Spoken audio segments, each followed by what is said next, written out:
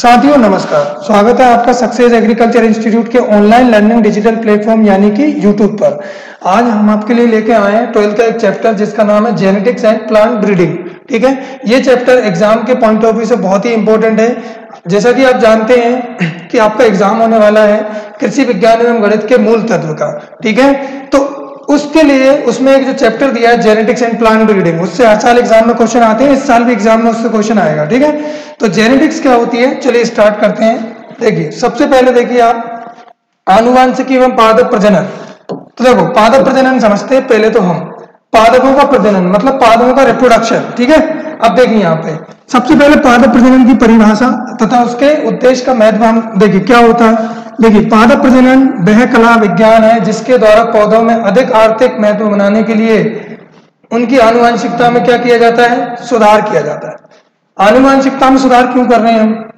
देखिए, आनुवंशिकता में सुधार करने की जरूरत इसलिए है बेटा, कभी कभी क्या होता है कि कोई भी प्लांट जो होता है वो प्रॉपर तरीके से ग्रो नहीं कर पाता है। जैसे मान लो कोई जीन है वो उसके अंदर नहीं रहा, जीन नहीं हुआ, या मान लो उसकी जीन नहीं होने की वजह से उसकी जो लेंथ है, पादप की लंबाई है, वो कम हो गई मान लो। ठीक है, समझ में आ रहा है? कोई हार्मोन की कमी हो गई तो वो प्रॉपर ग्रो नहीं कर रहा है। ठीक है, तो अब हम क्या करेंगे, उस पौधे में आनुवंशिकता से सुधार करेंगे।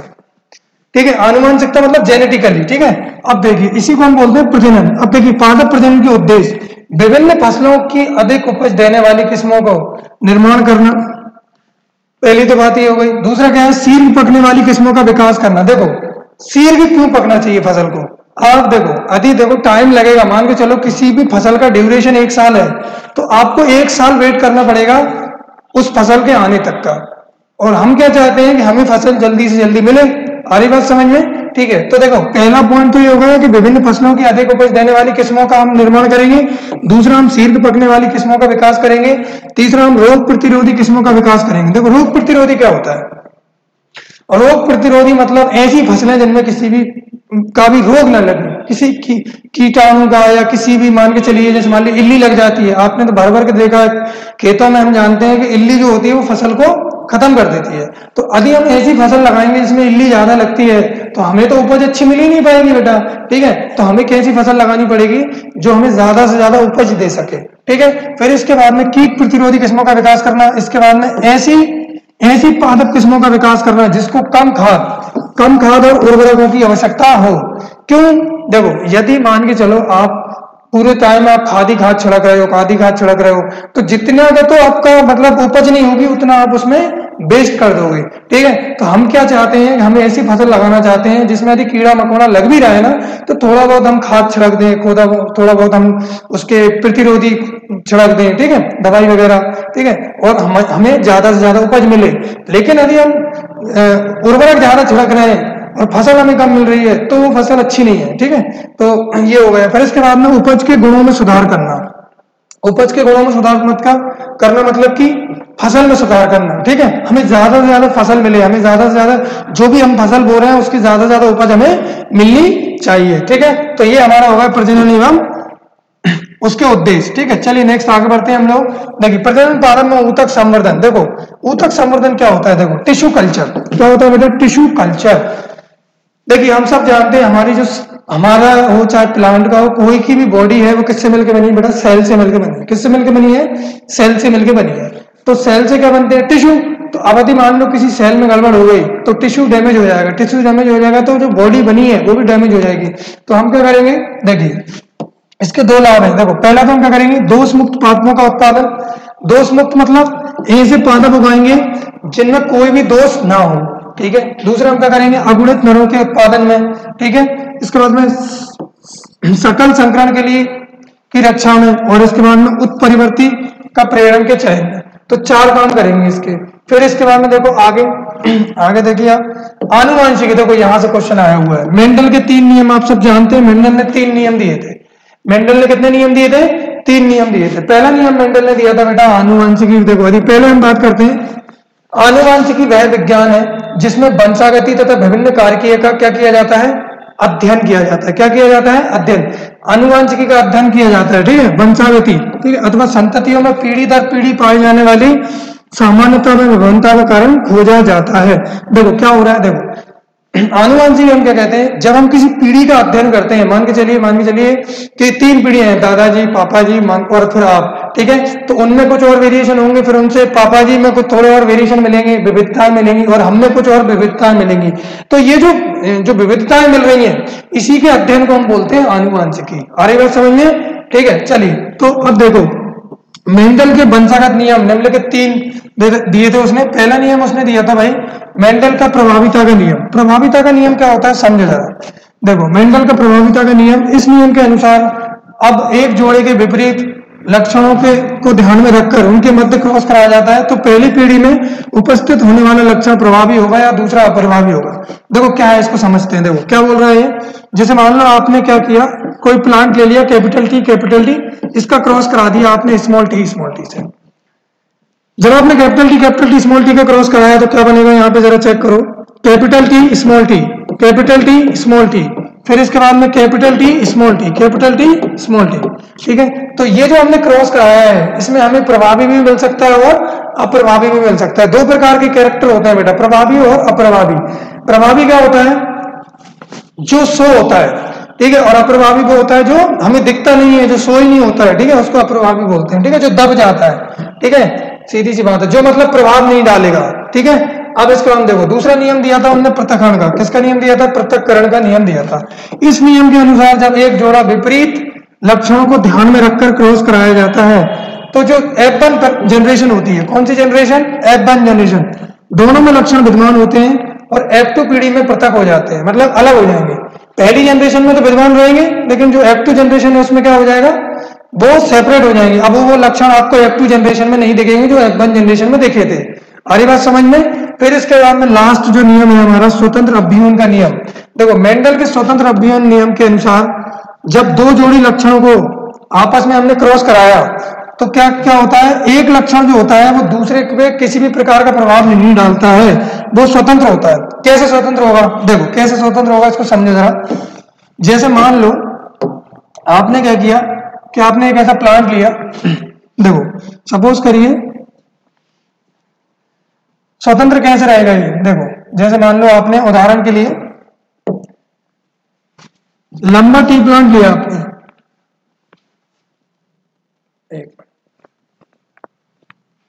हाँ ठीक है, देखिए जैसे मान लो आपने यहाँ पे ले लिया कैपिटल टी, ठीक है, और इसके बाद में साथ ही साथ इसमें कैपिटल टी और इसका क्रॉस करा दिया आपने स्मॉल आर से, कैपिटल आर स्मॉल आर से, capital T small T cross कराया कैपिटल आर स्मॉल आर से।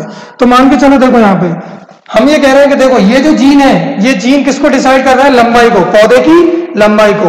और ये जो जीन है ये डिसाइड कर रहा है पौधे का बीज का आकार, कि वो राउंड है या रिंकल्ड है। राउंड और रिंकल्ड का मतलब देखिए जो बीज होता है वो या तो गोलाकार हो सकता है या झुर्रीदार हो सकता है। तो जो गोलाकार है, हमें कैसे बीज चाहिए? जो गोलाकार है। हमें वैसे बीज नहीं चाहिए जो झुर्रीदार है, ठीक है। तो कहने का मतलब जो गोलाकार बीज रहेंगे वो प्रभावी रहेंगे और झुर्रीदार बीज जो रहेंगे वो अप्रभावी रहेंगे। ऐसे ही देखो इसमें जो कैरेक्टर है कौन सा? Capital T small T.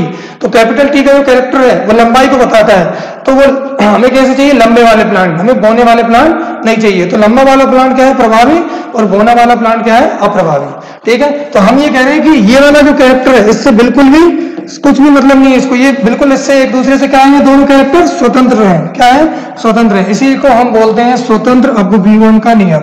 इसी को हम क्या बोलते हैं? स्वतंत्र अभिव्यंजन का नियम। तो 3 हमने देख लिए मेंडल के लॉ। अब देखो यहाँ पे मेंडल के प्रभाविता के नियम को उदाहरण समेत समझाइए। ये क्वेश्चन आया हुआ था लास्ट ईयर, ठीक है। ऐसे क्वेश्चन एग्जाम में आते रहते हैं। देखिए मेंडल के जो नियम है, जो उनने 3 नियम दिए, उससे हर साल एग्जाम में क्वेश्चन आता है और इस साल भी बहुत ज्यादा चांसेस हैं, ठीक है। चलिए देखिए यहाँ पे, तो पहला देखिए question law of dominance. Law of dominance क्या होता है? देखो सबको पता है मेंडल ने 7 पेयर लिए थे मटर के लिए, ठीक है। मेंडल ने 7 जोड़ी विशेष को ध्यान में रखकर मटर के विपरीत किंतु शुद्ध गुण वाले पौधों में अनेक क्रॉस कराए, तो उसने पाया कि प्रत्येक जोड़ी में से केवल एक विशेष प्रथम जो F1 जनरेशन है, F1 जनरेशन, ठीक है, वो व्यक्त होता है। दूसरा जो है हमारा बाह्य रूप से व्यक्त नहीं होता है, ठीक है। और डोमिनेंस क्या है? देखो डोमिनेंस क्या बोलते हैं हम लोग? देखो डोमिनेंस उसको बोलते हैं जैसे मान लो आपने दो जनरेशन ली, दो प्लांट को क्रॉस कराया, मान के चलिए एक लंबा पौधा है और एक हमारा बोना पौधा है। तो जब आपने दोनों को क्रॉस कराया तो कुछ ना कुछ उसकी जनरेशन आएगी बेटा। तो उस जनरेशन में कुछ पौधे आपको लंबे मिलेंगे और वो जो लंबे मिलेंगे वो क्या होंगे, प्रभावी होंगे, और जो बोने मिलेंगे वो क्या होंगे, अप्रभावी होंगे। आ रही बात समझ में? ठीक है, तो देखिए, तो इसी को इनने बोला था लॉ ऑफ डोमिनेंस। क्या बोला था इनने? Law of dominance. Law of dominance मतलब प्रभाविता का नियम। उनने ये बोला था कि जब जो प्रभावी पौधे हैं वो अप्रभावी पे भारी पड़ जाए, मतलब वो अप्रभावी को शो ही ना होने दें, ठीक है, केवल वही शो होंगे, उसी को हमने बोला था प्रभाविता का नियम। ठीक है, सो प्रभावी वो होते हैं जो शो होते हैं, जो अपने कैरेक्टर दिखाते हैं, और अप्रभावी वो होते हैं जो प्रभावी की उपस्थिति में शो नहीं हो पाते। वो कब शो होंगे? जब प्रभावी वहां पे नहीं है। ठीक है, तो बोना पौधा आपको कब दिखेगा? जब वहां पे कोई लंबा जीन प्रेजेंट नहीं है। आ रही बात समझ में? चलिए, इसके साथ साथ देखिए अब हमारा उदाहरण था। देखो उदाहरण में देखो यहाँ पे, देखो जैसे मैंने क्या बोला आपसे कि हमने एक लंबा पौधा लिया कैपिटल टी, दूसरा हमने यहाँ पे ले लिया स्मॉल टी। देखो मैंने अभी आपको बताया था कैपिटल टी मतलब लंबा और स्मॉल टी मतलब छोटा। बोना को हमने जब क्रॉस कराया तो क्रॉस कराने पे हमें क्या मिला? जो बोने थे पौधे केवल लंबे प्राप्त हुए, हमें बोने हमें प्राप्त नहीं हुए।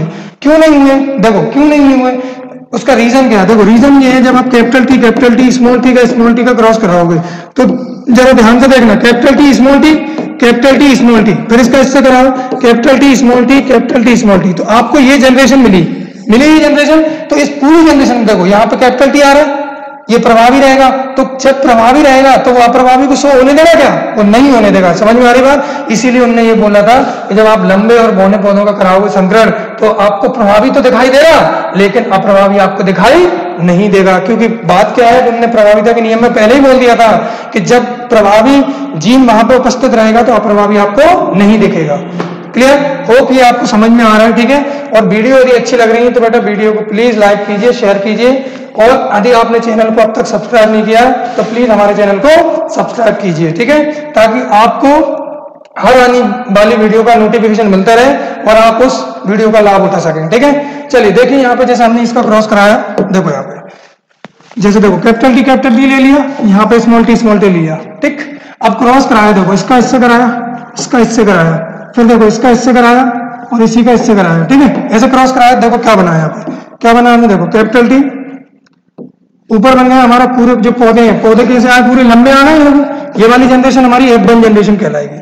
फिर हमने क्या किया, F1 जनरेशन में हमारे पास कैसे प्लांट आए बेटा, capital T small T, capital T small T, capital T small T, capital T small T. तो F1 जनरेशन में सारे प्लांट लंबे हैं, बोने नहीं मिलेंगे। फिर हम क्या करेंगे, जब F2 जनरेशन निकालेंगे, F2 जनरेशन, देखो ये तो F1 जनरेशन हो गई।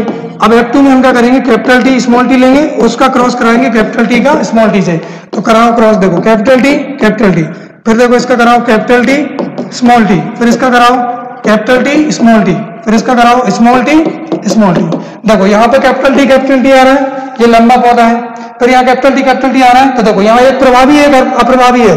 तो क्या प्रभावी अप्रभावी को शो होने देगा? नहीं होने देगा। तो यहाँ क्या आएगा, लंबा, यहाँ भी आएगा लंबा। अब यहाँ पे आ जाएगा बोना। क्यों? क्योंकि यहाँ पे कोई भी पौधा जो है लंबा नहीं है, यहाँ पे कोई भी प्रभावी जीन प्रेजेंट ही नहीं है, दोनों ही अप्रभावी है। और मैंने आपको बताया कि अप्रभावी कब शो होगा, जब वहां पे प्रभावी की उपस्थिति ना हो। आ रही बात समझ में? और इसी को हमने बोला था प्रभाविता का नियम। क्या बोला था इसको हमने? प्रभाविता का नियम। अब देखो यहाँ पे, देखो मेंडल ने अपने अनुमान से प्रयोगों के लिए मटर के पौधों का चयन निम्नलिखित आधार पर किया।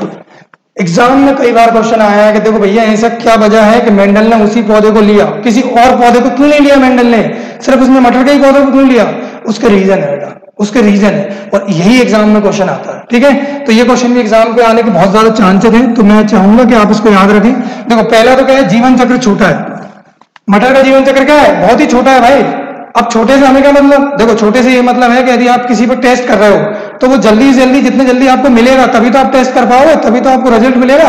अरे बात समझ, मान लो आपने कोई फसल बो दी और उसका आपको रिजल्ट मिल रहा है 1 साल बाद, तो आप कैसे टेस्ट करोगे इसका? तो देखो मटर का जीवन चक्र छोटा होता है। क्या होता है? बहुत ही छोटा, आपको जल्दी फसल मिल जाएगी। ठीक है, तो जिससे प्रयोग करने में कम समय लगता है। देखो पहला पॉइंट ये है। दूसरा क्या है, इसमें परपरागण द्वारा सफलतापूर्वक संकरण किया जाता है। तो परपरागण क्या होता है? देखो स्वपरागण होता है, एक परपरागण होता है। स्वपरागण क्या होता है? उसी पौधे में, ये बात भी मैं आपको आज बताऊंगा। ठीक है, स्वपरागण मतलब उसी पौधे के अंदर क्या होता है, परागण होता है। और परपरागण क्या होता है? अलग अलग पौधे के, अलग अलग पौधे में, समझ में आ रही बात, ठीक है, उसको परपरागण कहते हैं। मटर में काफी स्पष्ट विपर्यासी क्या होते हैं, विपरीत लक्षण होते हैं। विपर्यासी का मतलब होता है अपोजिट, अपोजिट मतलब मान लो लंबा उसका अपोजिट बौना, झुर्रीदार उसका अपोजिट हो जाएगा गोलाकार, ठीक है, हरा उसका अपोजिट हो जाएगा पीला, ठीक है, ऐसे उसमें होते हैं। एक्सियल, टर्मिनल, ऐसे बहुत सारे लक्षण होते हैं बेटा उसमें, तो उसके अपोजिट मिलेंगे आपको लक्षण, ठीक है। चलिए देखिए इसमें, तभी तो हम बताएंगे कौन सा प्रभावी है और कौन सा अप्रभावी है। जैसे मान लो पौधा आपका एक लंबा है और एक बौना है, तो जो लंबा पौधा है वो क्या है, प्रभावी, और बौना पौधा है वो क्या है, अप्रभावी। अरे बात समझ में आ रही भाई, ठीक है। चलो तो फिर इसके बाद में दूसरा देखो, सामान्यतः मटर में स्वपरागण एवं निषेचन होता है, जिसके कारण समयुग्मजीव होते हैं और पीढ़ी दर पीढ़ी क्या होते हैं, पौधे शुद्ध वाले लक्षण बने रहते हैं। देखो स्वपरागण का क्या मतलब है कि पौधा अपने अंदर ही क्या कर रहा है, पॉलिनेशन कर रहा है, कोई बाहर का प्लांट उसमें इन्वॉल्व नहीं हो रहा है। तो धीरे धीरे क्या होगा, जो भी इंप्योरिटीज है प्लांट के अंदर वो क्या होगी, रिमूव होती चली जाएगी, ठीक है। आ रही बात समझ में। चलिए नेक्स्ट इसके बाद में देख रहे हैं हम, इसका पौधा द्विलिंगी होता है। ऑब्वियसली बात है, जब हम ये बोल रहे हैं कि पौधा स्वपरागण कर रहा है, तो स्वपरागण बेटा द्विलिंगी पौधे में ही होता है। क्यों? क्योंकि एक ऐसा पौधा होता है, स्वपरागण उसको कहते हैं, जिस एक ऐसा पौधा जिसके अंदर मेल पार्ट भी प्रेजेंट है और फीमेल पार्ट भी प्रेजेंट है। आ रही बात समझ में, उसी में स्वपरागण होगा। परपरागण का मतलब क्या है कि किसी एक पौधे में मेल का पार्ट प्रेजेंट है और किसी दूसरे फ्लावर में क्या प्रेजेंट है, फीमेल का पार्ट प्रेजेंट है। तो अलग अलग फ्लावर में अलग अलग ऑर्गन प्रेजेंट है, इसलिए उसको परपरागण बोलते हैं। लेकिन इसमें दोनों ही एक साथ पाए जाते हैं, इसलिए इसको क्या बोलते हैं, स्वपरागण। तो स्वपरागण कौन से पौधे में होता है, द्विलिंगी पौधे में होता है, एक लिंगी पौधे में कभी भी नहीं होगा, ठीक है। स्वपरागण पौधा गुणों की शुद्धता को बनाए रखता है, लेकिन यदि इसके पुष्प में पुमंगो, पुमंगो मतलब एंड्रोशियम, एंड्रोशियम क्या होता है, मेल का पार्ट, ठीक है, को हटा दिया जाए तो एक लिंगी के समान व्यवहार करने लगेगा। ऑब्वियसली बात है, देखो बेटा क्या होता है, देखो फीमेल पार्ट कौन सा होता है, गायनोशियम, और मेल पार्ट होता है एंड्रोशियम। तो हम क्या बोल रहे हैं, हम इसको क्यों बोल रहे हैं कि ये द्विलिंगी है, क्योंकि इसमें देखो एंड्रोशियम पार्ट भी प्रेजेंट है और गायनोशियम भी प्रेजेंट है। एंड्रोशियम गायनोशियम मतलब मेल और फीमेल। तो एक बार बताओ, यदि हम उसमें से मेल वाला पार्ट हटा देंगे तो ऑब्वियसली वो प्लांट एक लिंगी में बदल जाएगा ना, क्योंकि एक लिंगी प्लांट कौन होता है, जिसमें एक ही पार्ट प्रेजेंट हो, या तो मेल का या फिर फीमेल का। समझ में आ रही है बात, ठीक है। इसके बाद में देखो, संकरण से प्राप्त संकर पौधे पूर्णतः जनन क्षम होते हैं, ठीक है। कैसे होते हैं, जनन क्षम, ठीक है। इसके बाद में देखिए मेंडल की सफलता के प्रमुख लक्षण, ये तो हमने हो गए, देखो 6 हमने कैरेक्टर बता दिए कि भैया मेंडल ने उस पौधे को क्यों चुना, विशेषताएं बता दी कि इसलिए उसने चुना था, ये एग्जाम में क्वेश्चन आया हुआ है। फिर इसके बाद में मेंडल की सफलता के प्रमुख कारण, ये भी एग्जाम में क्वेश्चन आया हुआ है। ये सारे क्वेश्चन एग्जाम में रिपीट होते रहते हैं, इसलिए आपको करवाए जा रहे हैं, ठीक है। तो मेरी आपसे रिक्वेस्ट है, ठीक है, कि इन क्वेश्चन को आप अच्छे से कर लीजिए, ठीक है। एग्जाम में एक ना एक क्वेश्चन 5 नंबर का आएगा इससे, ठीक है। चलिए देखिए आगे बढ़ते हैं हम लोग। मेंडल की सफलता के प्रमुख कारण, मेंडल ने एक समय में केवल एक ही लक्षण की वंशागति का अध्ययन किया। एक समय में एक लक्षण मतलब, देखिए मेंडल ने 7 लक्षण बताए थे उसने, लेकिन एक टाइम पे उसने एक ही लक्षण का अध्ययन किया ताकि लक्षण मिक्स ना हो, ठीक है। इसके बाद में दूसरा सफलता का रीजन क्या था, मेंडल ने अपने प्रयोगों को सावधानी पूर्वक संपन्न करते हुए प्रयोगों का प्रयोग रिकॉर्ड रखा। फिर इसके बाद में मेंडल ने ऐसे पौधों का अध्ययनों के लिए चुना जो आनुवंशिक रूप से क्या थे, शुद्ध थे, उनमें किसी भी प्रकार की अशुद्धता नहीं थी। क्योंकि देखो यदि शुद्धता नहीं रहेगी तो क्या होगा, धीरे धीरे धीरे धीरे करके जो प्लांट है वो आपको इम्प्योर मिलने लगेंगे, ठीक है। तो हमें प्योर प्लांट चाहिए थे। कैसे प्लांट चाहिए थे, प्योर, जिसके अंदर कोई भी प्रकार का कारक प्रेजेंट ना हो। चलिए नेक्स्ट देखते हैं हम। मेंडल ने प्रत्येक पीढ़ी में किसी भी लक्षण के दोनों विपरीत लक्षण वाले पौधों को पृथक की गणना की। देखो क्या किया हमने, जैसा कि हमने देखा था कि मेंडल ने मटर के पौधे को क्यों लिया था, क्योंकि मटर के पौधे में आपको दोनों लक्षण मिलेंगे विपरीत, ठीक है। कैसे, मान लो पौधा लंबा है तो बौना भी हो सकता है, गोलाकार है बीज तो झुर्रीदार भी हो सकता है, ठीक है। हरी बात समझ में, तो ऐसे हमने लिया था। फिर इसके बाद देखो मेंडल गणित का अध्ययन, मेंडल का जो था, मेंडल ने अच्छा गणित पढ़ा था तो उन्होंने क्या गणित का अध्ययन किया, और मेंडल गणित का ज्ञान अच्छा होने के कारण उन्होंने क्या किया, विपरीत लक्षणों के अनुपात के महत्व की स्पष्ट विवेचना कर सके, ठीक है। चलिए देखिए कैसे विवेचना कर सके, मतलब देखो उन्होंने क्या किया, जैसे मान लो हमने क्रॉस कराया कैपिटल टी स्मॉल टी का, फिर स्मॉल, तो हमने क्या देखा कि अब जो पीढ़ी आ रही है आपकी, तो उन्होंने रेशियो निकाला कि भैया लंबे पौधों का क्या रेशियो आ रहा है और बौने पौधों का क्या रेशियो आ रहा है। आ रही बात समझ में, इसीलिए ये बहुत सफल प्रयोग रहा था उनका। हालांकि इसमें कुछ वो भी थे, लेकिन देखो हमसे सफल का पूछा तो हम सफल का ही बताएंगे, ठीक है। चलिए अब हम देखते हैं नेक्स्ट, ये क्वेश्चन बहुत इंपॉर्टेंट है। एग्जाम में अंतर पूछ लेते हैं भैया 5 नंबर का कभी कभी, ठीक है, समझ में आ रही बात। कौन कौन सा, स्वपरागण और परपरागण। देखो जैसा कि मैंने आपको लास्ट वीडियो में भी बताया था, ठीक है, कि स्वपरागण और परपरागण क्या होता है। जैसे देखो स्वपरागण उसी पौधे में होगा बेटा जो द्विलिंगी होगा, और परपरागण उस पौधे में होगा जो एक लिंगी ही होगा। अब द्विलिंगी और एक लिंगी क्या होता है, ये बात दिमाग में देखिए, आप देख डाल लीजिए कि भैया सीधी सी बात है, द्विलिंगी उस पौधे को कहेंगे एक ही पौधे पे नर का पार्ट भी प्रेजेंट हो और मादा का पार्ट भी प्रेजेंट हो, उसको हम बोलेंगे द्विलिंगी पादप, ठीक है। और एक लिंगी पादप हम उसको बोलेंगे जिसमें नर का पार्ट अलग है और मादा का पार्ट अलग है, उसको हम एक लिंगी बोलेंगे। तो स्वपरागण हमेशा दो लिंगी पौधे में होता है और परपरागण हमेशा एक लिंगी पौधे में होता है। तो चलिए आइए समझते हैं। देखो जरा, ये बात मैं आपको बता चुका हूं, एक ही पौधे के नर और मादा पुष्पों के बीच होता है।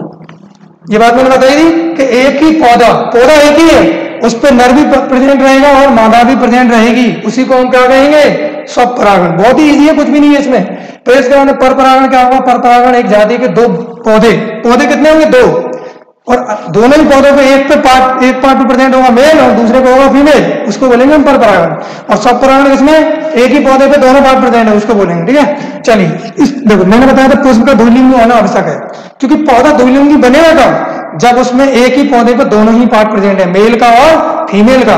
और इसमें इसका अपोजिट है, पुष्प का द्विलिंगी अथवा एकलिंगी होना विशेष महत्व नहीं रखता है। इसके बाद इसमें उत्पन्न पौधों के गुणों में शुद्धता बनी रहती है। ये बात मैंने आपको बताई थी कि मेंडल ने क्यों चुना था इसको, मेंडल ने मटर का पौधा क्यों चुना था, क्योंकि वो कहता था द्विलिंगी था। द्विलिंगी में क्या होगा, स्वपरागण से क्या मिलेगी, शुद्धता मिलेगी, ठीक है भाई। इसके बाद में इसमें उत्पन्न पौधों गुणों की शुद्धता में मिलावट आ सकती है, मिलावट आएगी, बिल्कुल आएगी, क्योंकि देखो आप कॉमन सेंस लगाओ, वहां पे एक ही पौधा पे मेल है और उसी की फीमेल है, तो वहां पे कोई आपको क्या होगा, कोई भी मिलावट नहीं मिलेगी, क्योंकि हमें पता है कि इसी प्लांट के पौधे का जो नर है उसी ने उसको पॉलिनेट किया है। लेकिन अब मान लो आप परपरागण करते हो, तो फीमेल पार्ट को तो कोई भी पौधा आके कोई भी जो है एंड्रोसियम वाला पार्ट है उसको कर सकता है क्या, पॉलिनेशन, तो जरूरी नहीं है। तो वहां पे क्या होगा, अशुद्धता आ जाएगी, पता नहीं कौन कौन वहां पे क्या करेगा, कोई भी इंसेक्ट आके उसको कर सकता है, ठीक है। तो कहने का मतलब शुद्धता कहां मिलेगी आपको, स्वपरागण के अंदर, ठीक है भाई। और मिलावट कहां मिलेगी, परपरागण के अंदर।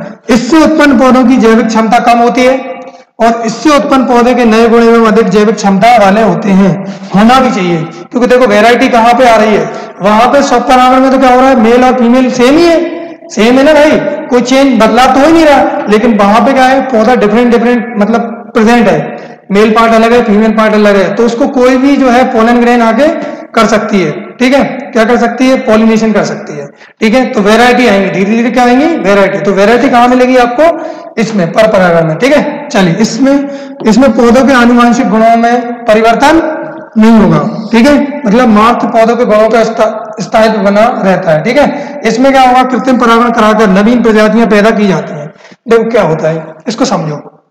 देखो क्या हो रहा है कि जैसे मान लो जो जातियां हैं, जैसे मान लो एक डॉक्टर है, जैसे फॉर एग्जांपल, देखो यहां पे हम क्या बोल रहे हैं, जैसे इसको समझ लो, अच्छे से समझ लो इसको, ठीक है। देखो कैसे,